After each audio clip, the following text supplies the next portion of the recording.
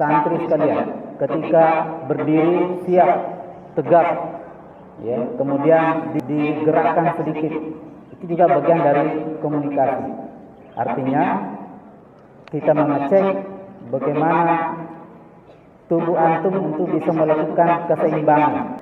Itu juga adalah bagian dari komunikasi.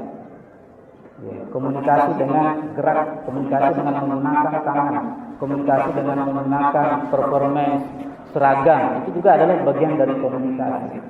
Jadi komunikasi tidak pernah terlepas dari kehidupan manusia dari A sampai Z. Bahkan ada temuan baru sekarang yang diteliti oleh banyak peneliti, ya.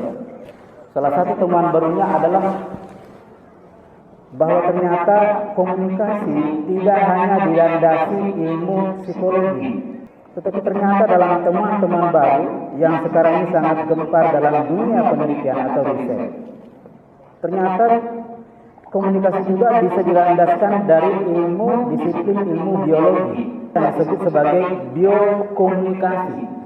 Ternyata seluruh anugerah dan nikmat yang diberikan oleh Allah Subhanahu wa taala kepada kita semua, mulai dari potensi kuat, potensi akal, potensi hati, potensi seluruh indera dan organ-organ tubuh kita, ternyata menjadi landasan yang besar yang banyak diteliti oleh banyak ilmuwan, bahwa ternyata biologi dari unsur-unsur tubuh kita, baik unsur innernya di dalam tubuh kita maupun unsur eksternal di luar tubuh kita, berpengaruh terhadap lancarnya sebuah komunikasi. Coba bayangkan antum, ketika di kelas itu semua santri tidak bisa mendengarkan dengan baik atau tuli, atau di sini di lubang telinganya banyak sampah-sampah organik atau non organik misalnya, maka sangat repot dalam berkomunikasi karena ada gangguan-gangguan yang menghambat terjadi sebuah interaksi informasi antara guru dengan peserta didik. Ya, intinya bahwa ternyata organ-organ tubuh kita, mulai dari isi otak kita yang terdiri dari banyak sel, kemudian isi tubuh-tubuh yang lain dan organ tubuh yang lain, ternyata menjadi sebuah disiplin yang sangat menarik dikaji dari perspektif komunikasi. Coba bayangkan ketika ada guru masuk di kelas, cuma masuk saja memberi salam, langsung mengajar, langsung memberi tugas. Dampak yang dilakukan oleh guru pasti dampaknya tidak signifikan sebagaimana tujuan pembelajaran yang diharapkan, karena hanya melibatkan beberapa komponen dari unsur biokomunikasi. Tetapi ketika guru masuk ke kelas dengan energi, dengan semangat, dengan body language yang berfungsi secara maksimal, dengan suara yang lantang, lanting dan lantung, maka saya pikir ini akan berdampak positif, berdampak sangat besar dalam pembelajaran.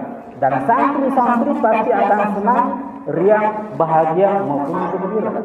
Apalagi ketika biokomunikasi ini dirancang dengan pendekatan teknologi. Luar biasa sekali. Dirancang dengan pendekatan teknologi. Kita paham, mungkin santri di kelas ini senang ketika ditampilkan sebuah gambar-gambar animasi.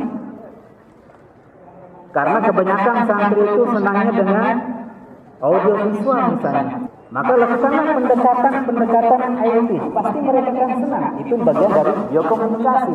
Artinya guru memahami fungsi-fungsi komunikasi yang ada di dalam diri kita sebagai manusia maupun di dalam diri kita sebagai santri. Sehingga saya mencoba membaca literatur. Ternyata dampak biokomunikasi ini juga sangat terkait dengan dampak dari multiple intelligence, kecerdasan majemuk.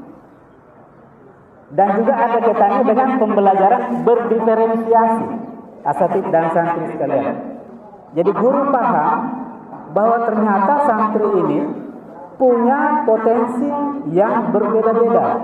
Nah, ketika memahami, guru atau dosen memahami kecenderungan dan potensi ini yang dimiliki oleh setiap santri, maka kita guru pasti akan menyiapkan lesson design, perencanaan pembelajaran sesuai dengan potensi dari anak didik yang kita miliki. Bahkan dalam satu pertemuan pun, guru tidak hanya secara otoritas menentukan hanya satu metode atau satu pendekatan, tapi dalam satu pertemuan guru pun akan kaya dengan metode, kaya dengan strategi, kaya dengan pendekatan yang diterapkan supaya lesson design, supaya perencanaan pembelajaran ini bisa fungsional dan pembelajaran bermutu akan terwujud di dalam kelas.